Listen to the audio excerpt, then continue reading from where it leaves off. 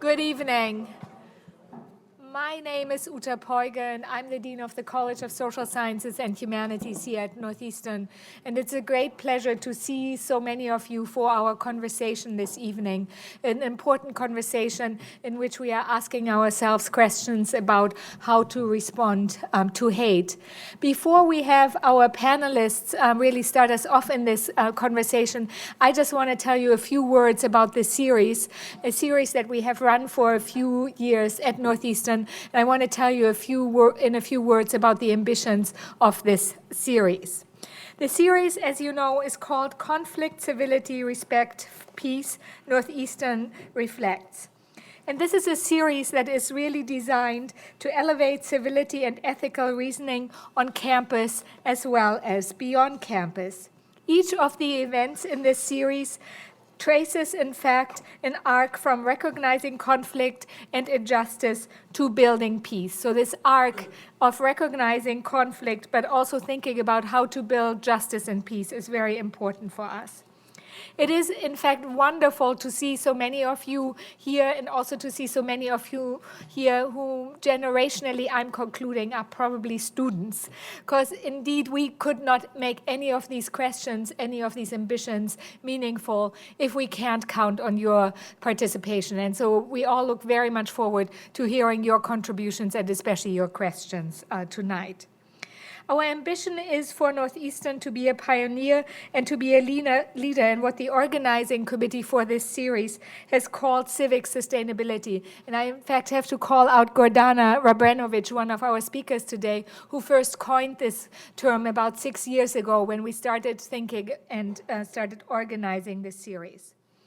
The working definition of civic sustainability has really several key features. One feature is to practice civility while engaging with diverse opinions. It also has the feature of acknowledging past and present problems. It has the ambition to broaden personal networks and also to find common ground in social action. As we are pursuing these goals, we do our best with what we really do best at Northeastern, and that is to combine intellectual rigor in our academic research with experiential learning, and to always do that with attention to our local as well as to global context as well. Now, with our topic for tonight, responding to hate, we are asking very broad questions with colleagues from religion, from public policy, sociology, student affairs, and also with an alumna from the Massachusetts Attorney General's office, from the Civil Rights Division in that office.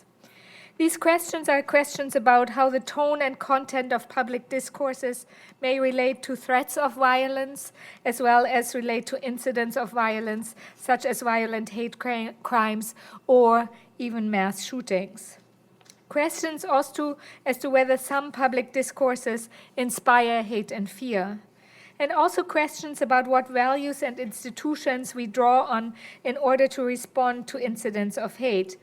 Liz Bucar, for example, one of our speakers tonight, reminded us in a story in News at Northeastern yesterday that members of the Sikh community in Christchurch, New Zealand, helped wash the bodies of victims.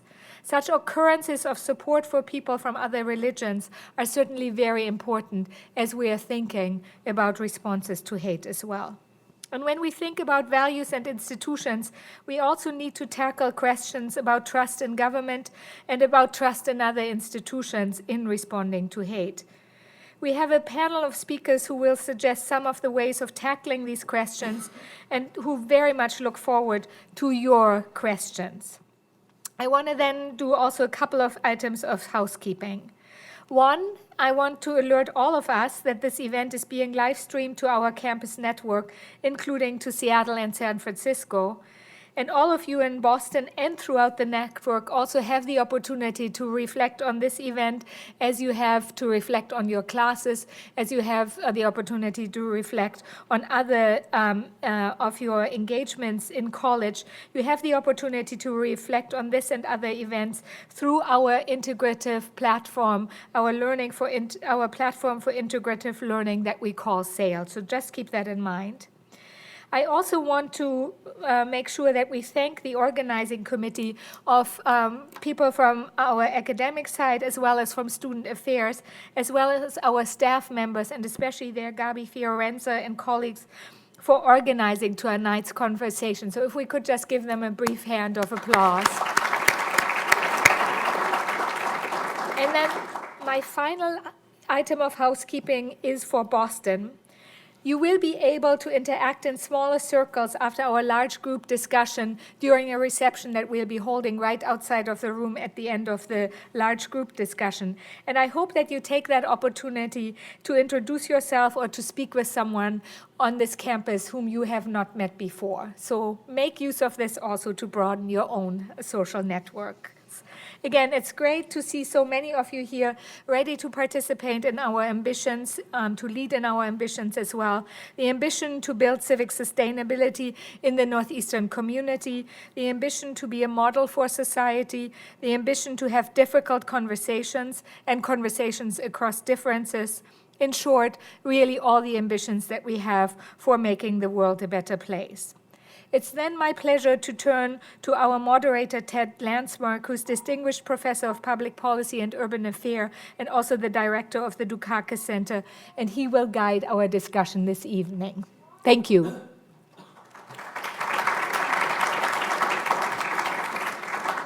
Well, thank you, Dean Puiger, and thank all of you for coming out tonight to join with us. This is I think, a particularly salient conversation because it's taking place at the beginning of our semester. And my expectation is that as students and faculty and staff, we will, over the course of this coming year, be strong advocates for the things that we believe in, and excellent listeners as we learn from each other and as we open our minds to the range of ideas and thoughts that are available to us on this campus. I also want to welcome the head of our programs out in Seattle to our space here in Boston. Descriptions of who we are in your materials. And so I am happy to begin our conversations with Gordana. You're on. Well, thank you. Microphone is on, so you can hear me? Great, okay, great, thank you. I will start first by referring to a study by James Densley and Gillian Peterson on mass shootings since 1966. It shows that mass shootings are becoming more frequent and deadlier. For example, during the 1970s, mass shootings claim an average of 6 lives per year. Today, the average is 51 per year. So people interested in mass shooting is, I think, relevant and important. What we want to talk today is really hate-inspired hate shootings.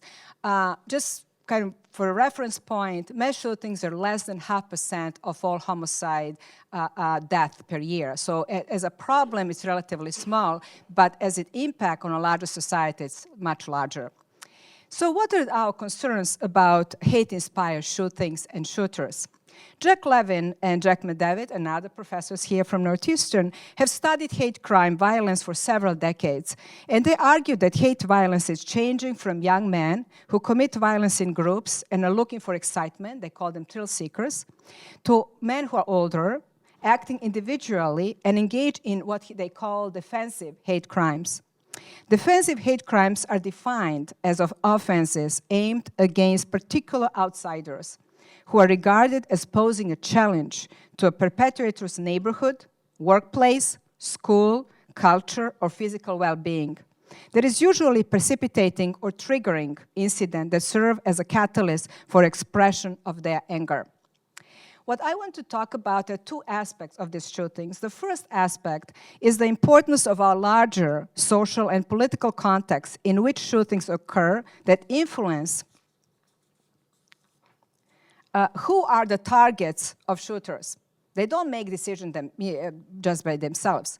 So it is the larger society that defines who are the outsiders or threats to us and thus provide justification for hating them.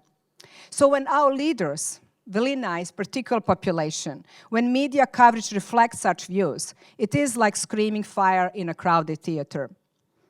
The second aspect is attention to shooters themselves. Because they're mostly men who commit these crimes, we need to address toxic gender behavior as well.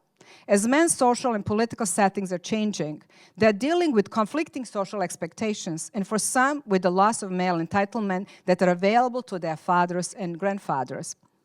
Research by Patterson and Densley also shows that shooters study the actions of other shooters, and then that they sought validation from their motives from them.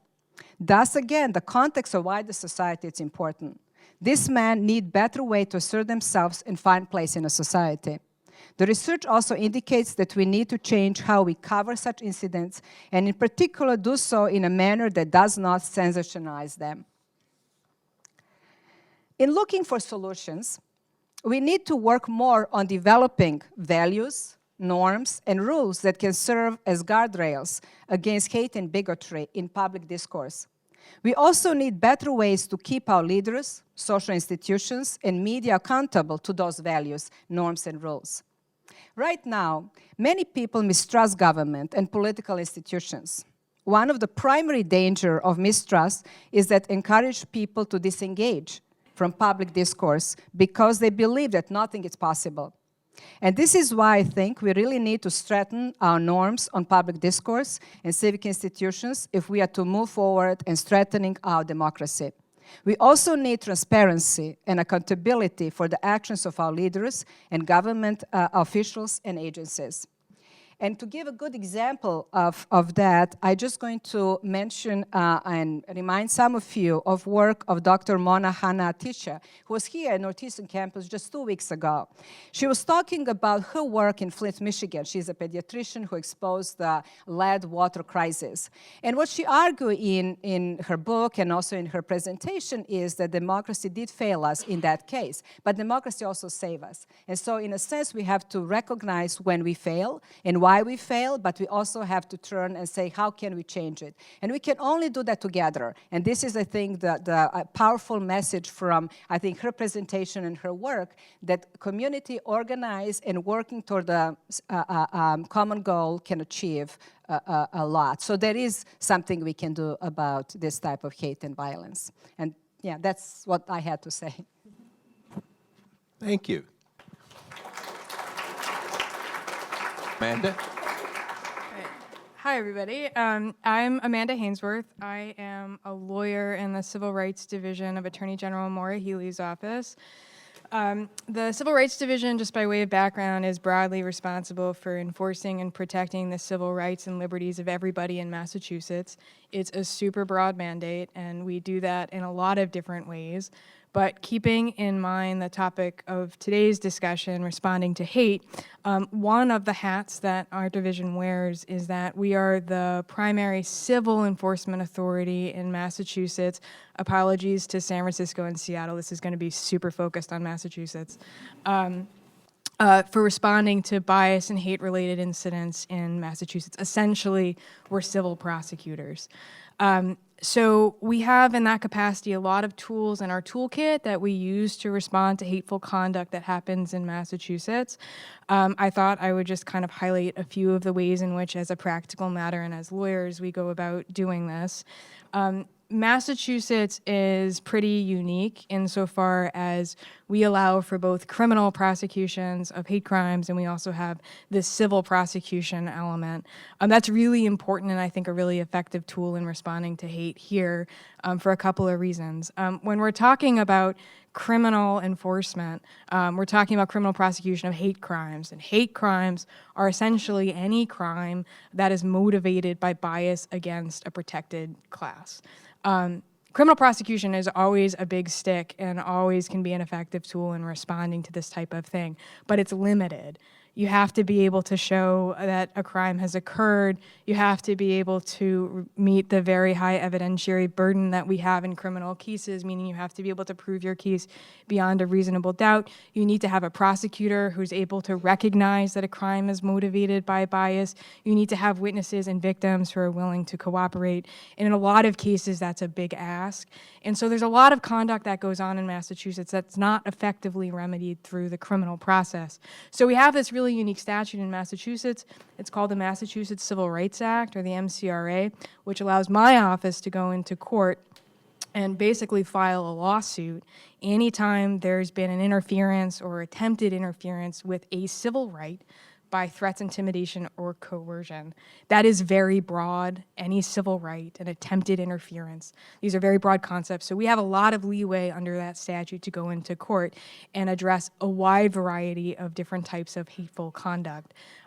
We also have a lower burden of proof. We don't have to meet that proof beyond a reasonable doubt. We just have to be able to show that it's more likely than not that something has occurred. So we often can proceed without victims, as long as we have witnesses or other ways to kind of show that it happened. We're not limited to whether or not there's been a crime. We can respond as long as there's been a civil rights violation and there's an element of coercion or threat associated with it. So we've used the statute in a lot of different ways effectively over the years. Actually, do people know who Mark Wahlberg is? I just never know what the children know. Actually, one of the seminal cases under the statute brought by my office in the 1980s was a case where we prosecuted Mark Wahlberg. It was called Commonwealth versus Guilfoyle, and Mark Wahlberg and a bunch of his friends, when they were kids, were chasing around a group of black kids in Savin Hill and using racial epithets and threatening them. And so under this statute, he was, I think, also criminally prosecuted, but under the statute, we were able to get into court pretty quickly, and we were able to get an order preventing the victims or protecting the victims and preventing him and his friends from engaging in this type of conduct broadly in the future. And it's also effective at sort of, I guess I should say, that prophylactic forward-reaching conduct, so we can get a court order that prevents people from engaging in hateful conduct in the future. That Mark Wahlberg case, sadly, is still sort of typical of the types of cases we tend to see. We see a lot of student-on-student harassment. We see a lot of tenant-on-tenant harassment and sort of shared housing situations where there's an element of bias associated with it. But we're able to get into court and we're able to remedy it. The law, though, is only will get you so far in responding to hateful conduct. There are limitations with the law. You know, one is that the law tends to be, I think, pretty archaic. It hasn't really been modernized, so it can be really hard to reach what we think of as digital hate crimes, cyber stalking, disseminating offensive or obscene material online. It can be really hard to reach that with our existing laws. We also have the First Amendment, which does not exempt hate speech. If you have hate speech that's coupled with, an actual threat or fighting words or something that's more serious, it might not be protected, but just rote hate speech is constitutionally protected, so it can be hard when we're talking about, the various platforms that exist today, 4chan, 8chan. It can be hard to reach that stuff through the law. And like I said at the beginning, I think a lot of this stuff is invidious, and so it really is an incumbent upon the lawyer or the law enforcement people who are involved at being able to actually recognize that something has been motivated by bias. So I guess that's pretty much what I have to say. Great, and I'm sure that's going to generate a lot of questions about what students can do and the lines that may exist as between what happens on campus and what happens in a broader world. So thank you. Robert? Let me start with a question. How many of you were born after 1997? Well, okay, we can put our hands down. I want to reassure you, first of all, that there was a day in this country where you did not wake up to see splashed all over newspaper and media, one horrific tragedy after another. There was a time where this did not happen. And I guess this is one of the things I want to talk about. And as part of this conversation, it's come up about the need for new norms and guardrails, okay, to address what's going on. But I want to talk about what happened to the old ones. There were guardrails. They did exist. There were norms. What happened to them? Okay, so that's kind of what I want to talk about for a few minutes. Way before any of you all thought about coming here, and way back in the 60s, okay, a new culture emerged in this country, okay, one of political action and personal autonomy, okay? Now, at that time, beginning at that time, books, magazines, op-eds defended and often celebrated every instance of defiance against established order, against university presidents, against the war, against dress codes, against behavior codes, against corporate practices, against anything that smacked, of established order and authority. But at the same time, something crawled in on the back of that we don't talk much about. At the same time, what occurred was that personal value called self-restraint and self-control began to become devalued. Certain rules that governed society became devalued. And whatever else was going on, what was happening in this country, the barriers for acceptable political and personal behavior were lowered. They were lowered. Now, you can argue, and many did, and some still do, that all this had to happen. It had to happen because, people simply weren't willing to change and they weren't responding. And all that may well be true. But you got to account for the fact that at the same time, this country, we did a nosedive to personal and social dysfunction, an absolute nosedive. America began to move from a sense of community and family rules of conduct to an emphasis of personal autonomy. And there was simply no limits on behavior. Let me give you an example from my own family, something that happened. My son, he's an adult now, but when he was 11 years old, I was taking him to a soccer game. Okay, I was a soccer dad. I was taking him to a soccer game. And then we came, as we approached the field, there was a little boy about my son's age, about 9, 10, and he started talking to his parent, and the mother said, I want you to do X, Y, and Z. And then he began to curse his mother out. Cursed her to the ground. What the hell? And everything else. Fill in the blanks. He just began to curse her out. Now, I identify as a Christian, a follower of Jesus Christ. So I began to pray because I was convinced this boy was going to get taken out. I believed he was going to get taken out. Because when I grew up, to even look sideways at a parent, let alone speak defiantly, let alone curse at somebody, you would never be found again. And so what happened was my son, he saw that. Okay? He's looking at this boy, He looked at that boy cursing his mother, then he looked at me, and then I looked at him. He looked at me as if to say, there's room for opportunity here. I told him, no, bro. I will introduce you personally to Jesus myself if you should ever talk to me like that. And then he said, then how come this other boy here, he's not getting introduced to Jesus? I said, I don't know. But if you should ever think of talking to me like that, I will personally introduce you to him. You cannot talk to me like this. So what's the point, that I'm trying to raise with you here? My point is this, if as a society, okay, we're going to live in the condition where we are constantly challenging institutions, if we're going to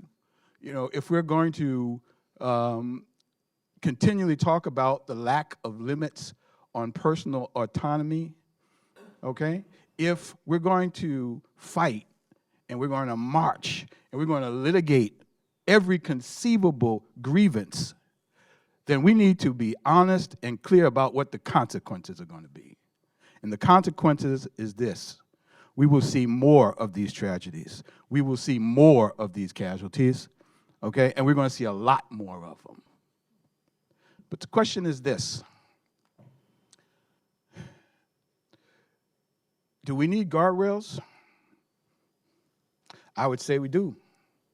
I would say, can we put back up those guardrails of self-restraint and self-control? The question is, are people willing to give up aspects of their personal autonomy to do that? I don't think so. Ladies and gentlemen, as I like to say, that's my story. I'm sticking with it. Thank you very much. Thank you, Robert. Elizabeth? So I have an 11-year-old at home, and that story was a little too real for me this evening. I'm going to shake that all off. Because she was born after, what did you ask, 1997? I mean, okay. So good evening. I'm the professor of religion on this panel, and I would like to say that I'm happy to be with you all here tonight. And that is not true. Because the only reason I'm up here, of course, is that a lot of the hate that we're dealing with right now is really targeted to religious minority communities, right? Just because I work on religion doesn't mean I want to work on hate and violence. I don't work on hate and violence, and yet I do. I work on Islam. Of course, I have to work on Islamophobia. So it's not a happy occasion for me to be up here. But I also want to say that this toxic rhetoric that I think we have all been hearing is directly related, of course, to the violence against those communities, and I would even say it's the cause. Right? So let's just think for a moment about the Christchurch massacre in New Zealand. 51 people murdered by a 29-year-old, by one person, who opened fire in 2 mosques, live streaming his actions on social media. Thank you for that. And then the gunman posted a manifesto, a racist manifesto on social media, where he said his aim was to defend our lands from invaders and reduce immigration rates. Those are quotes. So this massacre sparked in sort of the mainstream conversation in the US, a lot of conversation about the connection between white supremacy and white nationalism and anti-Muslim racism and Islamophobia. And that's all great, but that is something that religious studies scholars have been talking about for a really long time. That's like not news to us. And if you are on the Twitters, I recommend following people like Todd Green or Sylvia Chan-Malik or Elise Furst-Morgenstein, scholars who really work in this area or deep in this area. We've been talking a lot about how the fact if you demonize Muslims and demonize Islam, if you tell lies about the tradition, if you constantly frame Muslims as foreign and the enemy, you not only make violence against Muslims possible, you make it inevitable because you make it seem logical. You make it seem like the thing to do. And every time we deny that anti-Muslim racist speech fuels this violence, then we're part of the problem. That's like my big takeaway. So the attacks in Christchurch and the more recent ones in the Tree of Life Synagogue, in which 11 worshipers were murdered outside Pittsburgh, we can't kind of sweep things under the table as, claiming there's one lone gunman who's, disturbed or an isolated actor. The threat is far more serious, and the responsibility is on all of us. Because the kind of Islamophobia or the kind of anti-Semitism that appears to drive these killings it goes way beyond these radicalized individuals, right? It's a thread that runs really deep in the West, especially in the US. And it's important to realize that these are homegrown terrorists, right? We grew them. They're our fault. So let me just give you a little example of how we do this. So there's a study conducted by One Path Network, which is an Islamic media outlet based in Sydney. And they tallied up the number of negative stories in 5 Australian papers, all owned by Rupert Murdoch's News Corp, in the year 2017. And they found almost 3,000 stories in which Muslims or Islam were reported alongside words like violence, terrorism, and radical. So almost 3,000 stories in 1 year. And while the Murdoch Media Corporation is based here in New York, it got its start in Australia. It's really influential in Australia. And that is the country where the Christchurch gunman was born, where he was raised, and where I would say he was radicalized. So the question is, what can we do? And I really want to hear from you all, your ideas, but let me ask a couple other questions. So just by show of hands, how many here think that maybe better religious literacy in the US could help combat some of these issues related to hate speech against religious minorities? Like, would religious literacy help? Okay, great, keep your hands up for a second. That's like majority of the room, great, yay, my job is done. No, put your hands down. So Northeastern students, how many of you have taken a religious studies class while you've been here? Hello, anybody? A couple, 2 or 3. So how can you be part of the change if you don't know what you don't know, right? How are you gonna, like, when your Uncle Joe at Thanksgiving says some racist comment about Muslims or Jews, how are you gonna know how to respond, how you should respond if you yourself are not, like, familiar with these traditions? So the question isn't only like, what are we gonna do, but like, what are you gonna do? And I just will open up the floor with that. Thank you.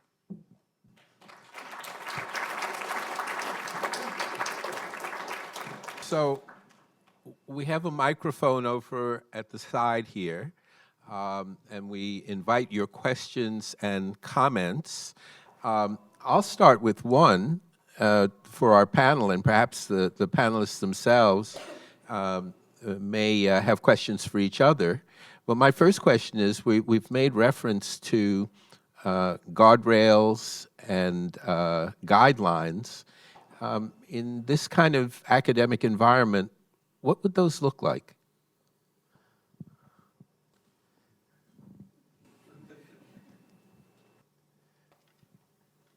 Well, I have one thought, and I think that I will start with values. That all starts, I think, with thinking about what are our values.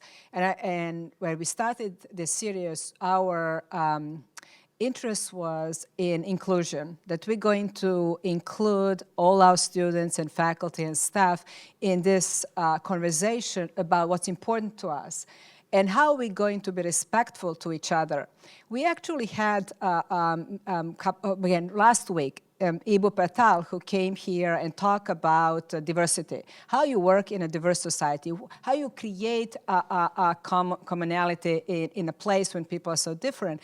And he talked about the need to be able to disagree on some fundamental things, but then able to agree on another fundamental things. And I think that's what is important, that we have to accept that we're going to disagree about certain things. The disagreement by itself is not wrong. Conflicts are not bad. It is how we deal with this conflict. And so having discussions, but respectful discussions, for me, the guidelines, the rules will be how you conduct this discussion, so that will respect right for everyone to express their views in such a way that they will not take the rights of the others. And I think that's the part of that conversation that we need to do in order to find out what's important to us. What are those fundamental issues that we all work toward and that we want to address? Let me expand on that a little bit. I support and endorse everything that Gordana has just said. Let me pull that apart a little bit. Before we can begin to talk about university values, we need to understand our own. I'm going to make the assumption that I'm older than most of the people in this room. Okay, I think that's a safe assumption. But when I was like you, it was very difficult for me to listen to the values question. I didn't know what they were. I didn't have anybody to talk to me about them. I met someone over the course of my life who taught me the importance of values, because he said to me, they were the foundation of my life. So over the next 20 years, I developed them. There are 31. There are 31, and I have them written. They tell me what's right and what's wrong. They tell me what's good and bad. They tell me what's better and best. They tell me the difference between fair and just. And I tell you all this because it's important that you begin to identify what they are, okay? What they are. They become the foundation of your character, you know, the basis of integrity, and they form the anchor of your life that carry you through when life gets rough. But it's important that you know what they are. Yes, I agree. As a community, we must have guardrails, and they begin with what our values are. But I would take that a step farther, in that each individual needs to understand what theirs are, and to be honest with yourself. And let them be challenged till they become crystallized, till you can defend what they are, because they form the very foundation of your life and determine how you will proceed. And then, Amanda, I would just ask, from a legal perspective, where are the lines? How do you determine whether a particular behavior has crossed a line that would then activate your work? Yeah, so there's no, like I said, that the primary law that we enforce is pretty broad. So generally, I think, you know, what we're looking for is, has there been something, some type of conduct, really conduct more than speech, but sometimes we see speech too, that implicates a person's protected civil rights. So, you know, were they, you know, trying to go to a bar or a museum? And in doing that, was that person's rights somehow violated by either, you know, another person at the bar or somebody else at the museum? And if so, did that violation of their rights involve some type of threats, intimidation, or coercion? So it's really sort of a conduct-focused inquiry where we're looking at the civil rights that have been implicated, whether or not we think that there's been some, you know, we're really sort of, you know, we're a division of limited resources, so we're really sort of focused on trying to address bias. So do we think that there's some actual bias at play? And do we think that there's been some type of actual threat, some form of intimidation or coercion? And we've used it in a variety of different contexts. So, right, so like when there have been threats made against abortion clinics, for example, like that's an area where we'll use that statute. And if somebody's vandalized an abortion clinic, or we've had a case where somebody left a bullet at the front desk of an abortion clinic, that's a place where we've used this statute. So we can really kind of use it in a lot of different ways. And sometimes we use it creatively. So we had a case recently where it involved conduct at a school, where team members were harassing a black team member using the N-word, threatening, harassing repeatedly. We use the statute not just to stop that conduct as between the students, but we also use that statute to force the school to change their policies, practices, and procedures. So we can really kind of do a lot with it. It's unique. Massachusetts is one of like maybe 10 or fewer states that actually has it, but I don't know if that answers the question. Comments, questions? Hello, my name is Michaela. I'm a first year at the university. I do have a question for you all. I'm very happy to be here today. Well, not happy, but I'm excited to be here today and hear the discussion that's going on. But do you have any advice for how students like myself can take discussions like this outside of the setting into our daily lives and our conversations with our peers, and make sure that we're all, you know, taking heed of the events that are happening? And do you have any advice for how we can discuss that properly in our day-to-day lives?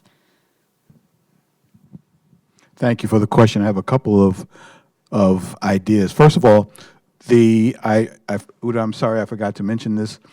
In the middle of October, date and time to be determined, we want to continue this conversation. In the Center of Intercultural Engagement, we're going to meet for an hour, and we're just going to talk about this. You know, we're going to just, whoever shows up, and we want to begin to break down this whole topic of responding to hate. But on an even more local level, what building do you live in? East Village. East Village. I know a lot of the RAs over there. Tell them this is what you want to do, okay? Tell them this is what we want to set up. We want to have conversations. Or you do it yourself. You know, open up your room to floor mates and say, this is what we want to do. If you mention this to a member of the staff in the building, I promise you they will make space for you to do this. But I would also encourage you, if you're so inclined, to simply start talking about it yourself. Begin the conversation. You don't have to wait for anybody to do it. Just set it up yourself. Or, you know, if you want to do it more broadly, you can come see somebody like me, and believe me, I'll help you do it. Okay? I would also note that in Boston, over the last couple of years, there have been a series of racial dialogues that have taken place, bringing people together to talk about their attitudes, their viewpoints. They've been sponsored by the city government. Have they changed everything in the city? No, absolutely not. And in fact, one of the things we're discovering is that as much as one can initiate conversations as among people who live and work in the city, often incidents are generated by people who come into the city as visitors, who don't even live in the greater Boston area, who may show up at a Red Sox game or at a museum and say something really inappropriate. And so it's clear that simply starting the dialogue doesn't necessarily resolve all of the issues immediately. But starting the dialogue gives the individual who starts it and those around that individual the opportunity to begin to talk about a very difficult subject, a set of very difficult subjects. And until you start to talk about it, you can't really begin to address it. And so I would echo the recommendation that you leave this room and you say, this is a conversation that's worth having, because it's going to affect what you become as a professional once you've graduated, and the kinds of relationships that you have with a range of people who will not always be in this kind of environment. So starting the conversation and living the values that you articulate becomes really important. Next. Sorry, I wrote it down. So my name is Megan. I'm a fourth-year senior in the history department. One big change that's happened since 1997 has been the emergence of the internet and online communities. About a year and a half ago, I did an independent study here in between history and computer science on Reddit and what was emerging in the week after mass shootings there. Which was, number one, a lot of racist rhetoric, number two, a lot of positive rhetoric on gun control, and a huge thread on conspiracy theories. So I guess my question is, with the internet growing and with it being as big and as relevant as it is currently, how can we either use that as a tool, or how can we actively try to change it to improve the way that people are getting radicalized currently?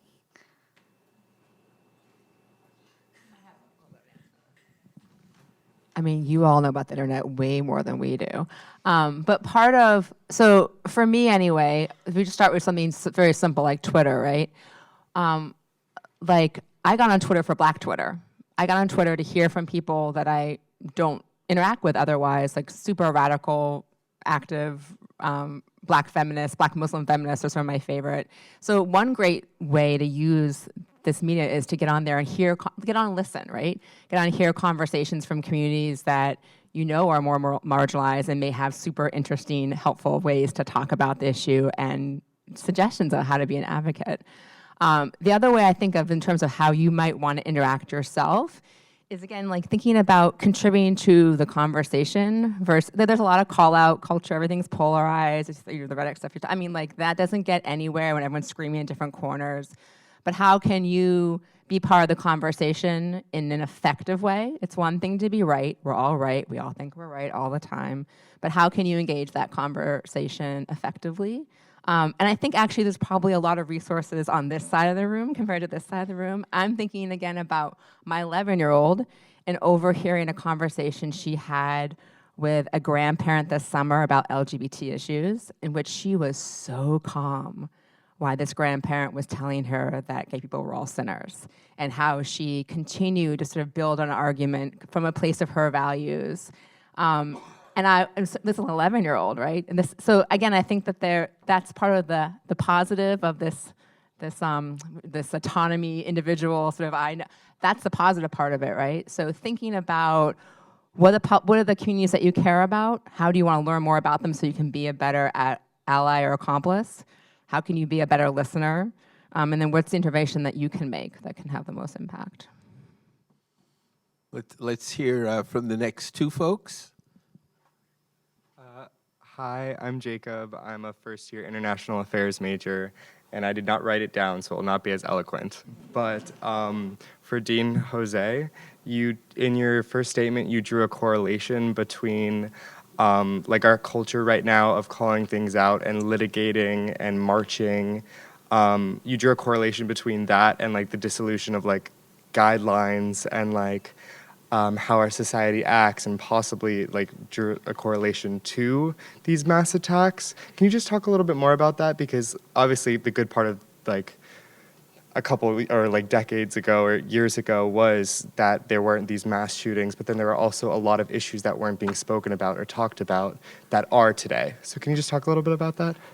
I think what I was trying to, I'm trying to communicate the fact that in what has happened in an era where self-restraint, has gone down, and I'm not talking about people who are just calling things out, okay? We live in an environment today where, if it feels good, you do it, you just do it. And there often isn't a whole lot of thought about what you're doing and how that's affecting other people. I have the benefit of perspective and seeing this, over a course of about 40 years.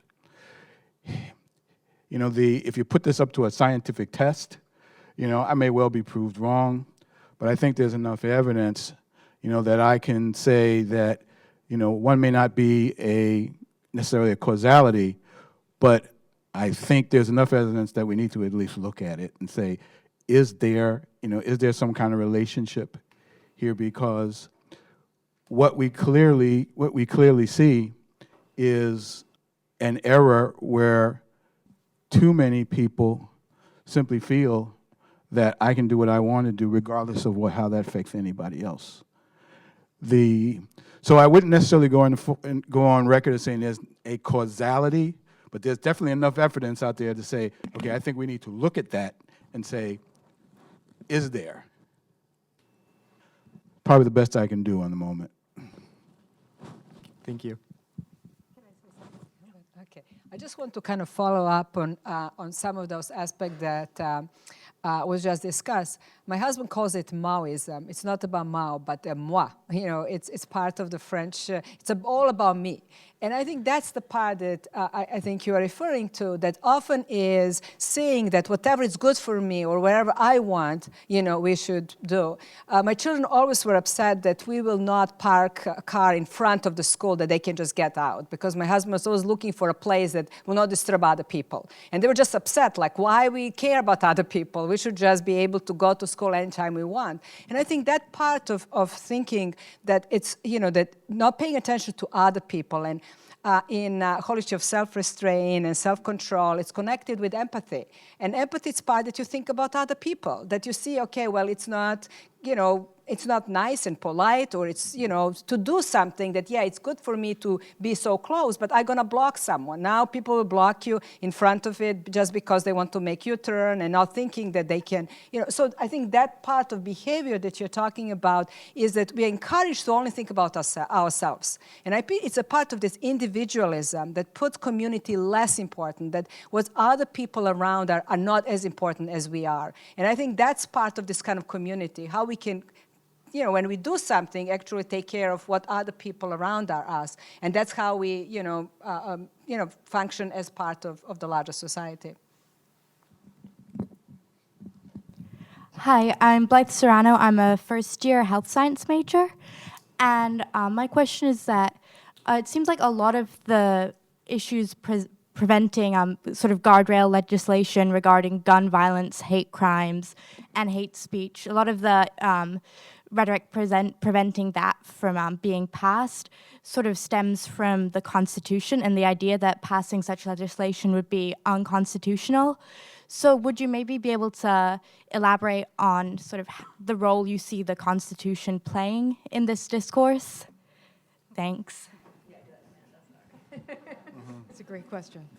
Yeah, I guess I would say, I mean, I don't think, so guardrails exist in the law. So we have hate crime, laws on the books. Those laws are constitutional. The court's already passed on that. They passed muster. We have our Massachusetts Civil Rights Act, which I was talking about, which exists and is an enforcement tool. But, as with really, I think, any aspect of the law, there are just limits on what it can do. And one of those limits is the First Amendment. So, insofar as there's a constitutional limitation on the ability to adopt laws that, sort of get at some of the rhetoric, right? Like just the straight hate speech that you see with increasing frequency online, for example, that's just really hard because it's hard to craft a piece of legislation that's targeting hate speech that's gonna, pass muster under the First Amendment. So I don't think it's sort of an emerging question. I think people are trying to figure out how to, especially get at online, speech and conduct. But in terms of regulating people's speech in the United States, that's always just a tricky issue. It's not a real answer to your question, but that's the best I can do.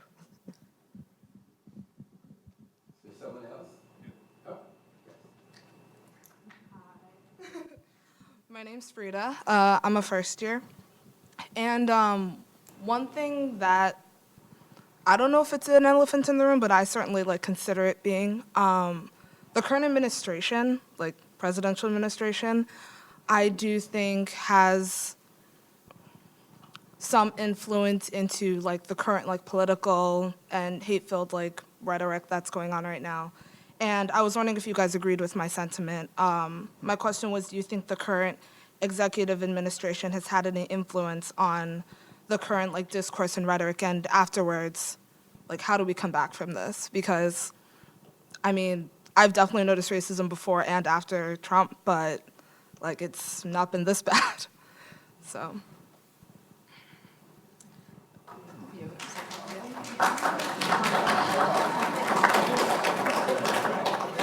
What I want to talk about is what we call opportunistic leaders. What are opportunistic leaders? They're leaders who know their constituency. There is a part of that hate speech that comes, it's not the leaders develop their own ideology. They actually find out what their followers want and just amplify it. And so one of the things that we're seeing, not just in the United States, but also in Europe, is this kind of growth of this type of divisive, racist, homophobic, ideology that responds to changing nature of our society. That means if you think about where we are right now, there are a lot of tensions, there are a lot of ambiguity about the future. And people are frightened, they don't know how to see the world around them. And so what these opportunistic leaders do, they gave them very simple solution to these complicated issues. And then they use the others, and this is the people, us and them. And the others are the ones who are taking our resources, we're having this problem because of them. Once you have that, nothing else you have to do, as long as you have someone to blame. So I was thinking that this is a larger kind of issues. You might think, oh, it's this president. Yes, certainly leaders are responsible. We should keep them accountable to it. But they respond to larger, support. But I also say that often this kind of, hate or ideology is only shared by a relatively small minority of population. We have a silent majority. And the question is, how can we get silent majority who doesn't agree with this discourse to actually act? And it's very hard to act if you are frightened and if you are fearful. But the good news is you don't have to do it alone. You can do it with other people. And so again, I constantly kind of go back to we need to do it together. And alone, you can be easy target, but together you could not be. And going back to what are our values as a society? What is democratic? What are those institutions? What is the transparency, the accountability are something that make democracy work. Why we do not insist on them? And so I think that's part of it, that we have tools, but we have to use them. We have to be empowered to use those tools. And so I think it is a larger issue than just particular individual. So I would also add just two things. One is that both in Massachusetts and nationally, data is collected on incidents of hate-related crime and all of the data shows that since 2016, there's been a dramatic uptick of hate-related offenses nationally and here in Massachusetts. And there's sort of separately from what that data shows to the person who did the Reddit study, there's a center out in Los Angeles, I think it's called the Wiesenthal Center. They also track online, sort of increasing threats of online activity, hate-related online activity. And they're also seeing a dramatic uptick of domestic extremism, anti-Semitism, and things like that on the internet also since 2016. So I think the data suggests that there's something that's going on. And the second thing that I would add is the other hat that we wear in the Civil Rights Division is we are very frequently responding to the Trump administration's rollbacks of civil rights related policies. So I am very frequently opposing them on immigration related things and reproductive rights related things. I mean, there's sort of an endless stream of things that we're fighting them on. It makes up a substantial portion of my day. And I think that from the office's perspective, well, I shouldn't speak for the office, but from my perspective, I think that the sort of level of civil rights related rollbacks have been significant. It's a lot, and it's happening quickly. So that's what I will say. Last two questions.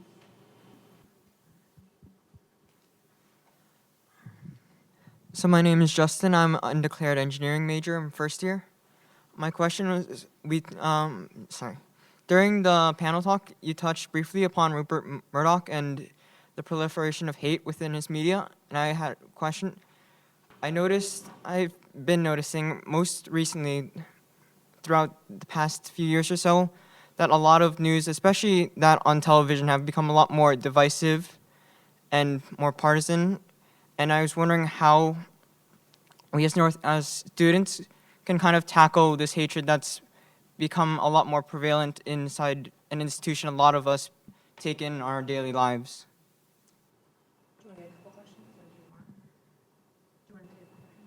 Let's hear the last one. In response, my name is Molly Larson. I'm a first-year bioengineering major. In response to what you were talking about with the Maoism or whatever, about how the society's become more individualistic versus being community-oriented, I think that especially in like the digital age, I think it's less so for the individual and more so against the community, and more so we're picking our communities more, and that people seem to align with the community and not care about outside that community. Kind of that factionism, I feel like, comes up a lot in the discussions of partisanism and stuff like that. So I guess my question would be, how do you think, which kind of relates to what he was talking about, how do you think that we fight that in, like, thinking of Reddit or Twitter, where you get to choose, like, the experience in the media you see and what you observe? Like, how do we fight, like, that factionism and kind of observing, like, an echo chamber for, like, our opinions? So I can try to answer kind of both of those. So the media thing's not a new issue. It's certainly not a new issue in terms of religion. If you think back to Obama, there was a huge news story that just stayed in the news cycle, including places like the New York Times, about whether or not he was a Muslim or not. And again, that was partly because there was an appetite for that. So again, I don't want to put this on the media. The media is publishing stories to get us to click on them. So this is us, not so much them, right? So I think it's a question, again, about educating yourself so you don't click on not to click on the clickbaity thing that is sort of misrepresenting and telling lies about religious tradition. The siloing and the sort of like factionalizing, I mean, that's sort of was my point about Twitter. You get on and you follow people who are not like you. And the other part we haven't sort of talked about in terms of the new sort of the new world order or the new reality is that doing this work is different levels of risk for different sorts of people. So I am a cis, straight, white, tenured woman at Northeastern. It is a lot easier for me to speak about Islamophobia than a Black Muslim woman, who is a teenager. So thinking about so that's another reason why thinking about using your own privilege for other communities in a positive sort of way. Certainly, so we have a big project here where we're trying to get religion scholars to do more work outside the academy to sort of translate their research out. And the people who get the most hate are the women and the people of color. And I mean, really, so again, anyone who works on white nationalism, Nazism, white supremacy, they get crazy death threats and rape threats. One of the people on our board, Simran, this week was one of his things was picked up by I don't even know who, and he's got the trolls coming for him. So again, thinking about different people being more vulnerable, and then thinking about you all as university students have a certain amount of privilege and how you can use that and redirect that to communities that you maybe care about or should be caring about. But it takes courage to do that. Okay, it takes courage to step outside, of that group. The college campuses today are often divided today on the basis of identity. And people often do not step outside of that. To do the things that we're talking about, people have to be willing to step outside of their comfort zone, and that takes courage. It's not always easy to do that, but these issues that we're talking about will never be solved without it, ever.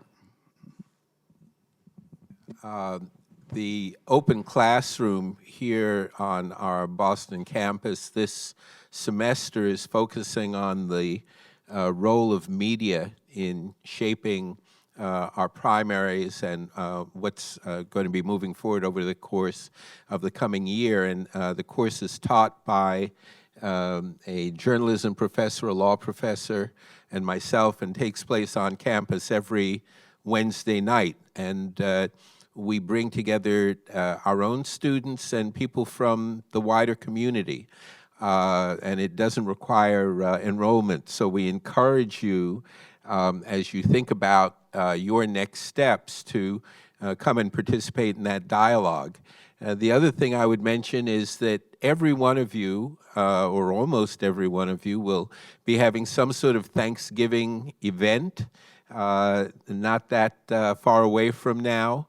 And we always joke about what it's going to be like to go home or to join a group of friends and to share your ideas and to advocate for things without having a wonderful meal fall apart around you. It's been expressed on this panel that it's important to understand what your values are. And it's important to understand that there are opportunities where you can express your values and also listen and put forward ideas and thoughts and values that may be transformative not only for others but for yourselves. And so I would just conclude by saying that there are opportunities in our everyday life to express our thoughts and our ideas and our values and to overcome divisive rhetoric, whether it comes from elected officials or from the media. And those of us who have joined together on this panel are here to help in terms of how you shape the way you articulate those ideas and values of yours. Dean Poiger?